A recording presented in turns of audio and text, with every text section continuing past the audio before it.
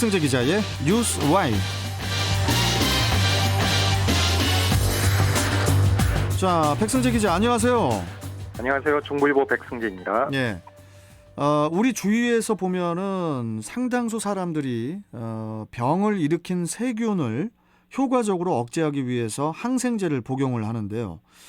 그런데 항생제 내성 문제에 대한 인식의 필요성이 다시 한번 강조가 되고 있습니다. 이 소식을 좀 전해주시죠.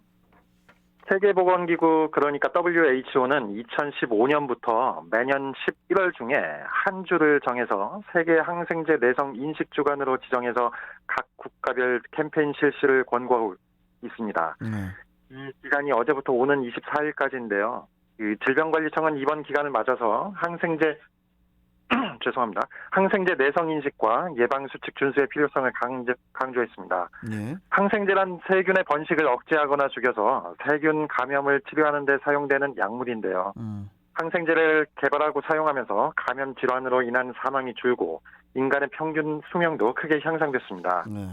하지만 항생제 사용과 함께 항생제 내성을 보이는 세균이 발견됐고 항생제 과다 사용과 오남용은 내성을 증가시켜서 항생제 효과가 없어서 치료가 어려운 상황에까지 이를 수 있습니다.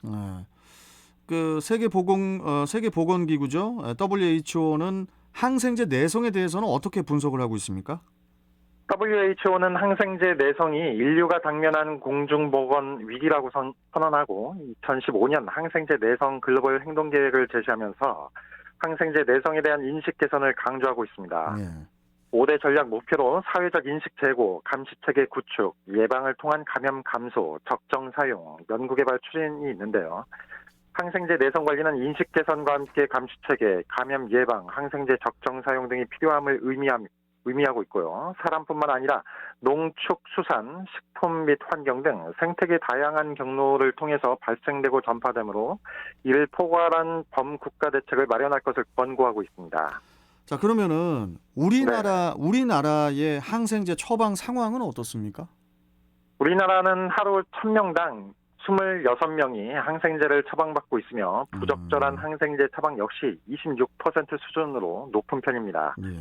정부는 항생제 내성 예방을 위한 국제적 노력에 동참하고 국민의 건강을 보호하기 위해서 2016년부터 보건의료와 농축수산, 식품, 환경 분야를 아우르는 국가 항생제 내성 관리 대책을 추진하고 있는데요. 정부는 항생제 내성 극복을 위해서는 무엇보다 국민이 항생제 내성 문제를 인식하는 것이 필수적이라고 강조했습니다.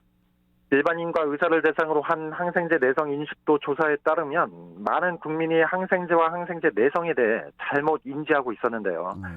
2017년과 2019년 일반인을 대상으로 한 조사에서 증상이 나아지면 복용을 중단해도 된다고 응답한 비율이 약 53%, 항생제를 먹지 않으면 내성이 생기지 않는다고 답한 건 약 27%로 잘못 인지한 경우가 많았습니다.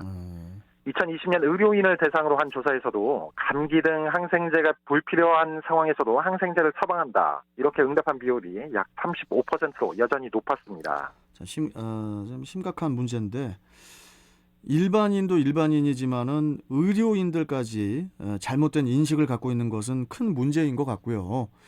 자, 그렇다면은 이 항생제 내성 예방을 위해서 분야별로 그 주요 실천 수칙을 좀 설명해 주세요. 질병관리청은 우선 보건의료 전문가에 대해서 손과 의료물품, 환경을 청결하고 안전하게 관리해서 감염을 예방해야 한다고 설명했습니다. 또한 보건의료 전문가들은 환자가 예방접종을 적절히 받도록 해야 하고요. 환자에게 항생제 내성과 불필요한 사용의 위험에 대해서 설명을 해야 합니다. 또 반드시 필요한 경우에 한해서 항생제를 사용하는 게 중요하고요. 최신 지침에 따라서 항생제를 처방할 것을 강조했습니다. 병원의 경영자의 경우 직원들이 손과 의료물품, 환경을 청결하고 안전하게 관리해서 감염을 예방하도록 해야 하고요. 올바른 항생제 사용 프로그램을 실행하고 항생제 사용과 내성 추이를 모니터해야 합니다. 그리고 항생제 내성 예방과 감염 관리를 위한 적절한 자원을 제공해야 하고 환자의 경과가 충분히 호전되면 바로 퇴원하도록 할 것도 중요하다고 덧붙였습니다.